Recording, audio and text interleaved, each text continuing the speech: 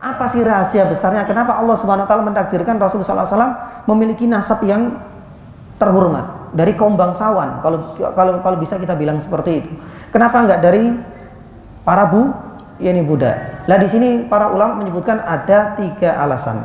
Alasan yang pertama, jamaah yang dirahmati Allah Subhanahu wa taala, ya, ini memudahkan misi dari Rasulullah sallallahu alaihi wasallam untuk menyetarakan kedudukan setiap insan di sisi Allah Subhanahu wa taala. Inna akramakum indallahi atqakum. Karena tidak ada prinsip dan tidak ada kaidah kasta. Tapi ketika Rasulullah sallallahu alaihi wasallam yang datang menyampaikan wahyunya, mereka putuskan.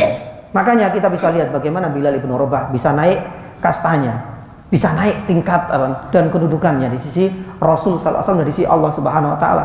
Karena untuk menyamakan hal ini. Bayangkan kalau seandainya Rasulullah sallallahu alaihi wasallam, kata para pakar ahli sejarah, dari garis keturunan Buddha, tentunya ketika Rasul sallallahu alaihi wasallam ingin menyamakan yakni keadilan, persamaan dan penyetaraan yakni hak, pasti orang-orang kafir akan mengatakan bahwasanya oh Rasul sallallahu alaihi wasallam ini cari sensasi, ingin naik level. Memang seperti itu, ya. Tapi Allah Subhanahu wa taala menutup kemungkinan jelek seperti itu. Mereka nggak berani mengatakan demikian karena Rasul sallallahu alaihi wasallam ketika menyampaikan wahyu dan kemudian mari kita setarakan, Rasul sallallahu alaihi wasallam memang punya garis keturunan terhormat. Alasan yang kedua, jamaah yang dirahmati Allah Subhanahu wa taala, para ulama menyebutkan karena ini dianggap tepat jika Rasul sallallahu alaihi wasallam menjadi pemimpin, ya. Karena Rasul sallallahu alaihi wasallam dari suku yang terhormat inilah kemudian dianggap tepat. Karena tatkala dia itu memimpin yakni bangsawan, mereka nggak akan menolak sebenarnya dalam sisi ini, ya.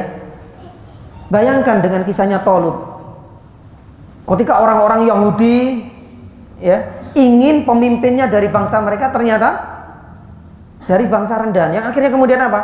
Banyak kemudian mendapatkan kecaman, penolakan. Tapi Rasul Shallallahu Alaihi Wasallam ternyata memiliki nasab yang jelas, maaf nggak kaleng-kaleng di sini, yang akhirnya ketika orang-orang itu menerima instruksi dari Rasul SAW, mereka sadar beliau memang berasal dari garis keturunan terhormat dan ketika dipimpin oleh Rasul SAW, mereka siap menjalankan. Ya. Kemudian yang terakhir, jamaah yang dirahmati Allah Subhanahu Wa Taala, kenapa Rasul SAW dipilih Allah Subhanahu Wa Taala dari keturunan yang terhormat? Karena dengan harapan, yakni beliau bisa mendapatkan perlindungan, ya, yang intensif dari kaumnya ketika mendapatkan gangguan, kezaliman yakni dari orang-orang lain. Dan kita tahu jamaah yang dirahmati Allah Subhanahu wa taala, sebagaimana kita sampaikan, yang namanya suku Quraisy atau semenjang Arab, ya, itu salah satu keutamaan dan ciri khasnya itu adalah apa?